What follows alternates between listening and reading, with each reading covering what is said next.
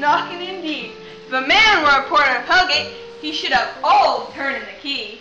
Knock, knock, who's there in the name of Dasilva? Here's a farmer hanged himself in the expectation of plenty. Come in, Tom, sir. I've napkins and known about you. Here, you'll sweat for it. Knock, knock, who's there in the devil's name?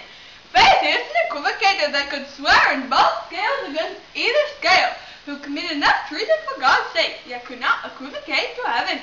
Come in, equivocator! Knock, knock, knock, who's there? Faith is an English tailor, come hither for stealing out a French coat. Come in, tailor. Here, you may roast your goose. Knock, knock, never act quiet. Where are you? But this place is too cold for hell. And I'll devil porter it no further. I have thought to let in some all professions that go to the primrose way of everlasting bonfire. Oh, come, pray you, remember the poor. Was it so late, Brenda? You went to bed last night, but you did lie so late? Faith, sir, we were carousing till the second cock. Singing, fair, and drink, sir, is a great provoker of three things. What three things does drink especially provoke? Marry, sir, nose pain, sleep, and urine. Lechery, sir, it provokes and unprovoked. It provokes a desire, but takes away the performance, if you know what I mean. Therefore, much drink may be said to the equivocator's lechery. It makes him and it mars him. It sets him off and it takes him on. It persuades him and disheartens him. It makes him stand and not stand too. In conclusion, it equivocates him to sleep and, giving him, leaves him. I believe drink gave you the lady last night. That it did, sir, the very thought on me. But I required for him in his lie, and I think, being too strong for him, though he took up my legs sometimes, yet it made a shift to cast him. Is thy master stirring? I believe our knocking has awakened him. Here he comes. Good morning, noble sir. Good morning, both. Is the king stirring, worthy king? Not yet. He did command me to call timely on him. I'm almost late. I'll bring you to him. I know this is a joyful trouble to you, but yet 'tis one. The labour we delight in is physics pain. This is the door. I'll make so bold to call, for 'tis my appointed duty.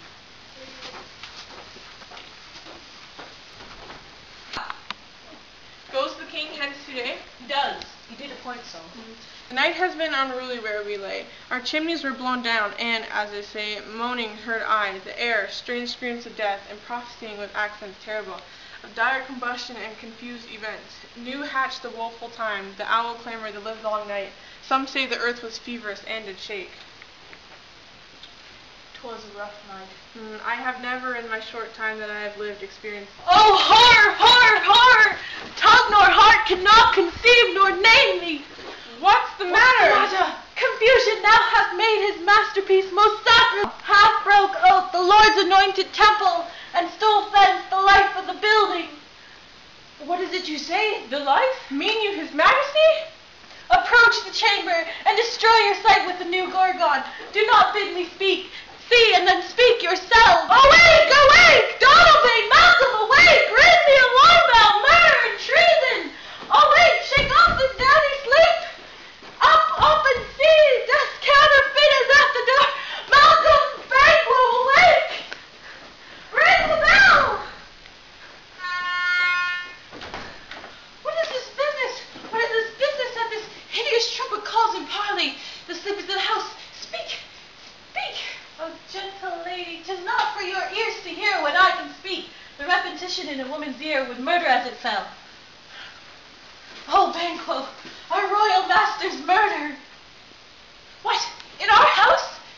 Too cruel anywhere, dear Duff. I prithee contradict thyself, and say it is not so.